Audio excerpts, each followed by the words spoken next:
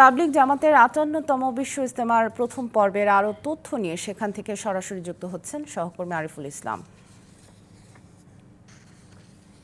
আরিফ, ফজরের নামাজের পর থেকেই তো বয়ান করছেন পাকিস্তানের মাওলানা জিয়াউল হক। আল্লাহর নৈকট্য লাভের আশায় সবাই ইবাদত বন্দিগিতে মশগুল আছেন। এই মুহূর্তে কি আনুষ্ঠানিকতা চলছে জানাবেন? দেখুন সামিয়া, যে পূর্ব সংবাদে জানিয়েছিলাম আহ্বান কিন্তু চলছে। ফজরের যিনি পাকিস্তানি শীর্ষ মুরব্বী যিনি আছেন জিয়াউল হক, তার উর্দুতে যে বয়ান হচ্ছে তারই বাংলা তর্জমা এখন চলছে। সেটা কিন্তু হেদায়েতি বা দিনের আমলের উপরও জোর দিচ্ছেন এই যে বয়ানটি হচ্ছে সে বয়ানে। তো সেক্ষেত্রে বাংলায় যেটি আছে, আজকে বিশেষ কিছু প্রোগ্রাম আছে। এটা হচ্ছে শিক্ষকদের বয়ান আছে সকাল 10টায়।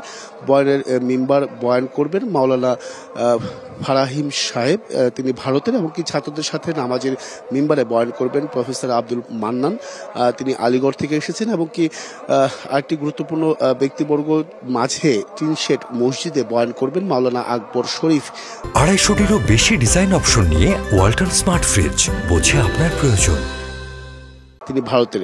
এছাড়া জুমার নামাজ পড়াবেন মাওলানা জুবাইর। সেক্ষেত্রে বাদ জুমা বয়ান করবেন জর্ডান এর শেখ উমর খতিব, তিনি আছেন। এছাড়া বাদ আসর বয়ান করবেন মাওলানা জুবাইর, এবং কি বাদ মাগরিব বয়ান করবেন ভারতের মাওলানা আহমেদ লট।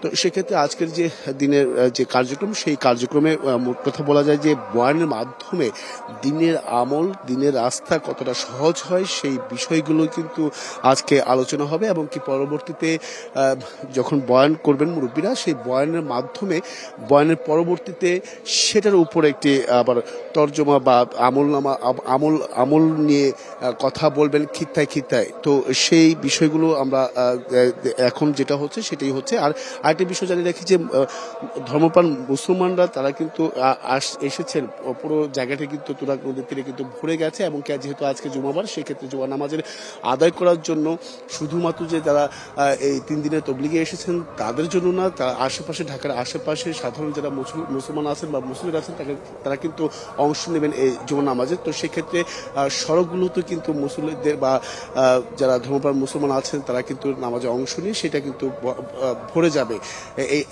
আরেকটি বিষয় জানিয়ে রাখি যে আইন শৃঙ্খলা বাহিনী যেহেতু আজকে শুক্রবার, সেক্ষেত্রে মুসলমানদের সংখ্যা বা মুসলিমদের সংখ্যা বেড়ে যাবে। সেক্ষেত্রে কিন্তু সতর্ক অবস্থানে রয়েছে যাতে করে কোনো প্রকার বিশৃঙ্খলা সৃষ্টি না হয়। তো এই ছিল আসলে এখান থেকে সব শেষ স্থানে।